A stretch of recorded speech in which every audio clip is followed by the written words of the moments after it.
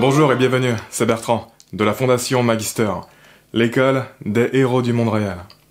Tout d'abord, si vous ne me connaissez pas, et que vous vous demandez pourquoi m'écouter, je suis docteur en sciences cognitives. Les sciences cognitives, qu'est-ce que c'est? C'est grosso modo l'étude moderne du fonctionnement de l'esprit. Ça veut pas dire que tout ce que je dis est forcément vrai. Non, c'est juste un indicateur que je prends la recherche et la compréhension au sérieux. Mais personne ne peut prétendre dire que des choses vraies, à part les personnes qui sous-estiment leur ignorance.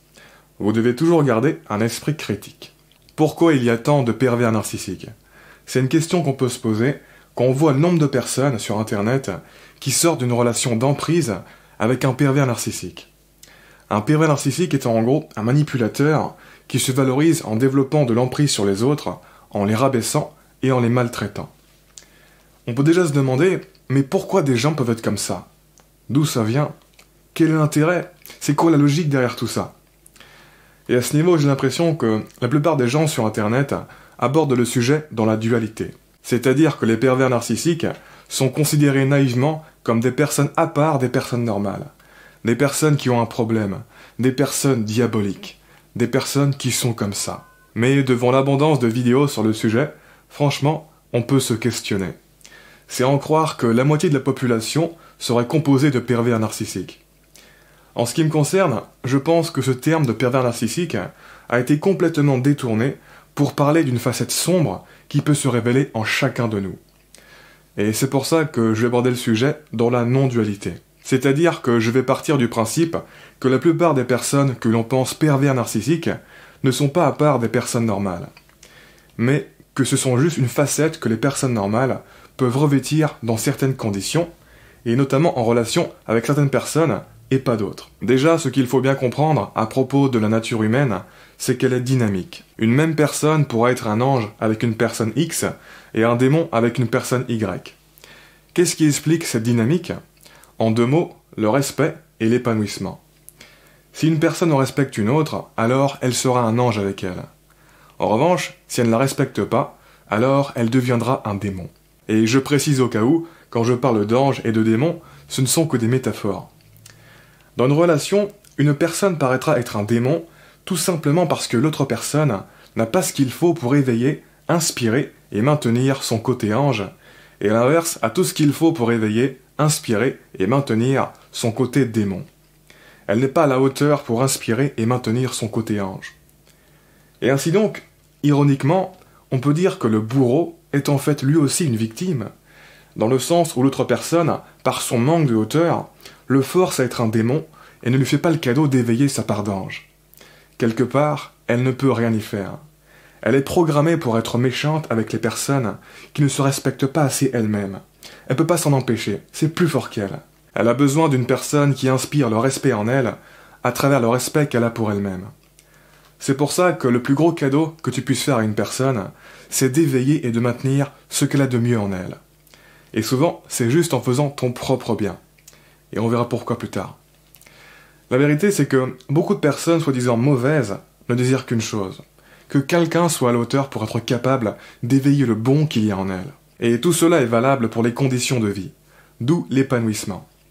L'épanouissement est un catalyseur de toutes ces réactions.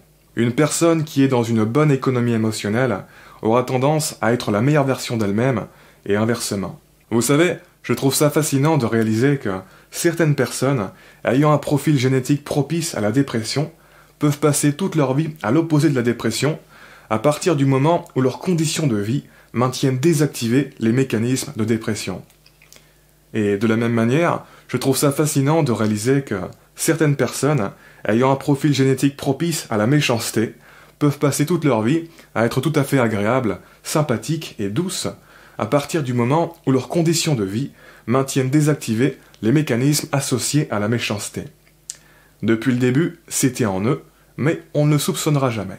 Bien sûr, c'est plus simple de se dire que certaines personnes sont fondamentalement bonnes ou mauvaises. Mais c'est une vision simpliste et naïve de la nature humaine qui n'aide pas beaucoup à comprendre ce qui se passe vraiment dans ce monde et dans nos vies.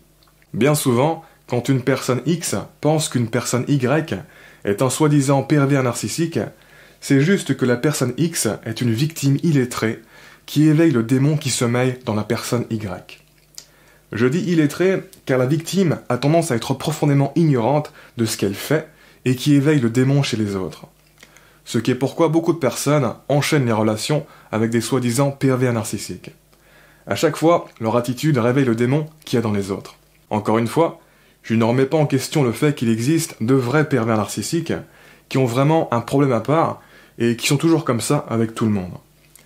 Non, ce que je remets en question, c'est le détournement du concept de pervers narcissique pour parler d'êtres humains normaux qui sont mauvais seulement dans certaines conditions, notamment avec des personnes qui ne se respectent pas assez.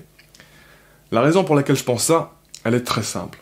Franchement, il y a beaucoup de gens qui se réfugient dans ce sujet, qui ne sont pas simplement des victimes de pervers narcissiques, ce sont des victimes tout court. Être une victime, qu'est-ce que ça veut dire ?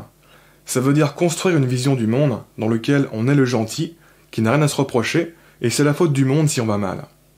Ça veut dire blâmer les autres et blâmer le monde pour les problèmes et les dysfonctions qu'on a dans notre vie. La victime a une empathie superficielle et biaisée. Elle ne cherche pas à augmenter sa compréhension des autres, et plus largement sa compréhension de la vie. Elle cherche simplement à justifier sa position. La particularité d'une victime est donc que ce n'est jamais sa faute, et qu'elle reste bloquée sur des positions simplistes qui lui servent de refuge et de réconfort, mais qui ne l'avancent à rien. C'est une forme d'immaturité émotionnelle.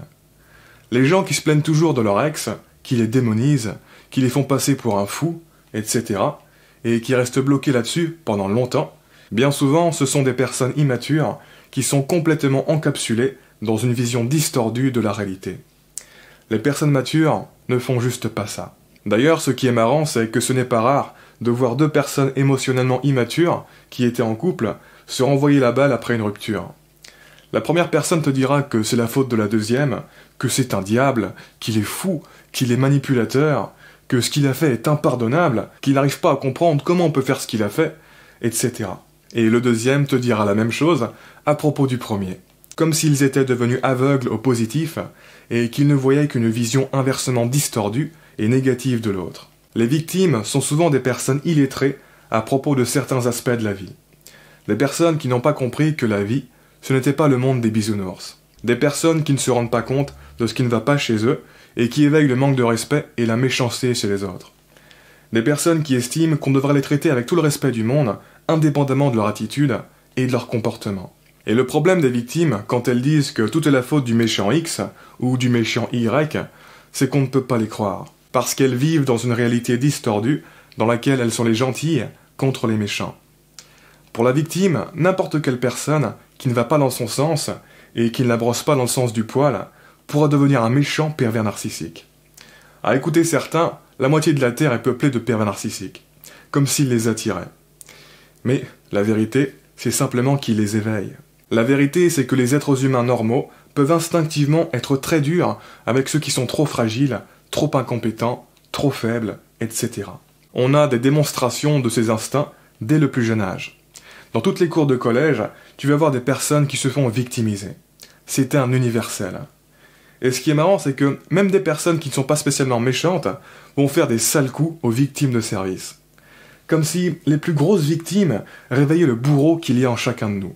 Encore une fois, ce qu'il ne faut pas perdre de vue, c'est que tout le monde a le potentiel d'être un ange ou un démon, selon ce que les gens réveillent en nous, et selon les mouvements énergétiques de groupe dans lesquels on se fait prendre. Il y a une part de nous qui méprise la faiblesse, l'incompétence et la victimisation.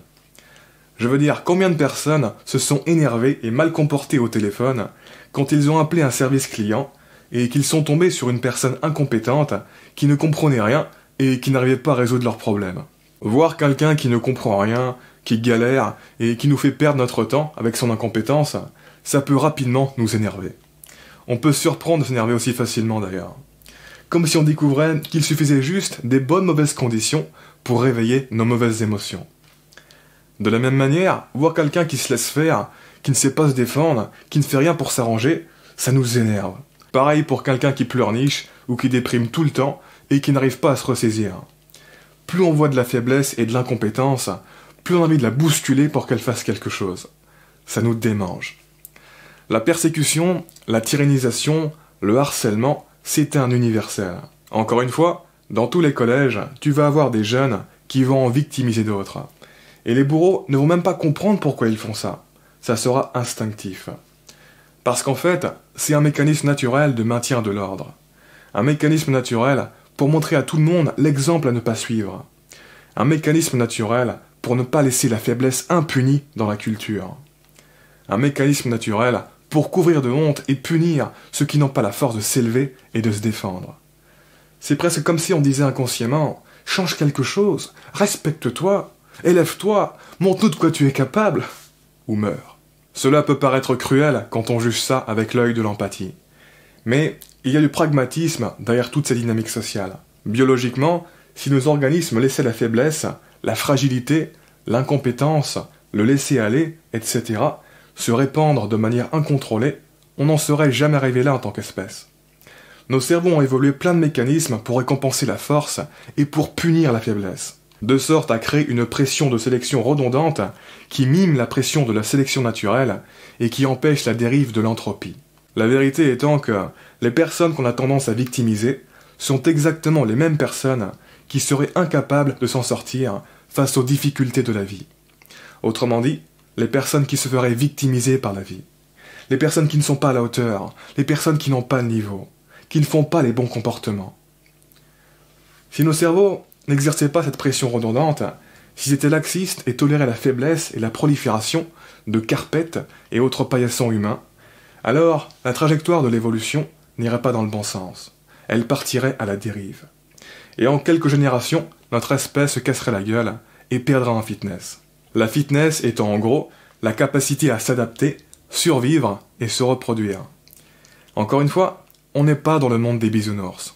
C'est une question de survie.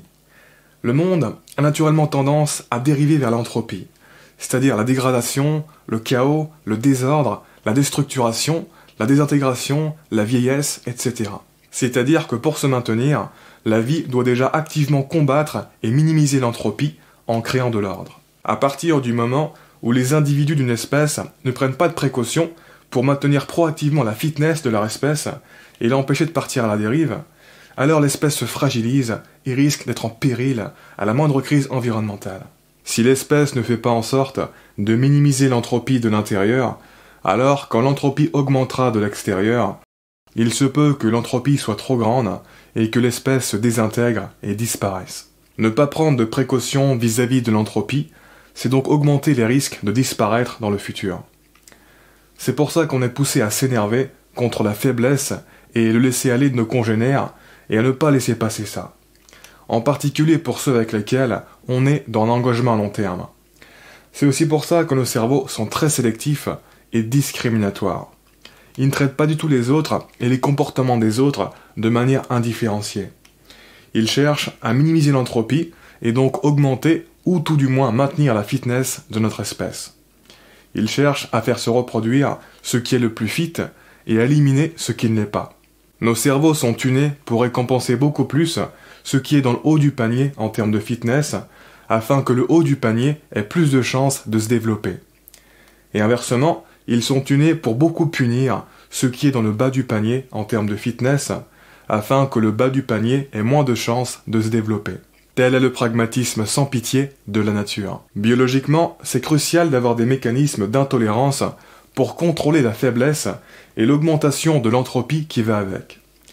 Et ce qui est pris pour de la perversion narcissique est en fait tout simplement l'expression de cette stratégie de régulation naturelle de la faiblesse. La vérité, c'est que les personnes fortes, elles n'en croisent jamais dans leur vie des pervers narcissiques, parce que leur force désactive la stratégie de régulation de la faiblesse dans les autres comme une sorte de talisman ou de charme magique qui les protège.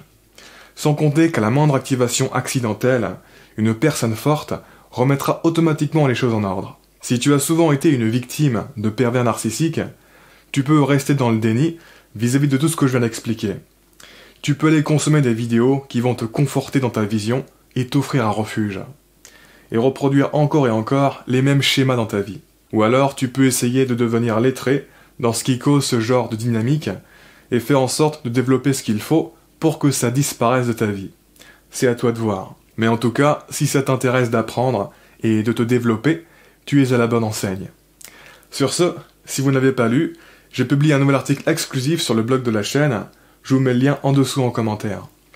Comme d'habitude, je vous invite à vous abonner si ce n'est pas déjà fait, à partager cette vidéo et laisser un pouce bleu si vous l'avez apprécié. Ça m'aide pour la visibilité. Quoi qu'il en soit, je vous remercie de m'avoir écouté jusqu'au bout et je vous dis à très bientôt pour la prochaine vidéo. Ciao.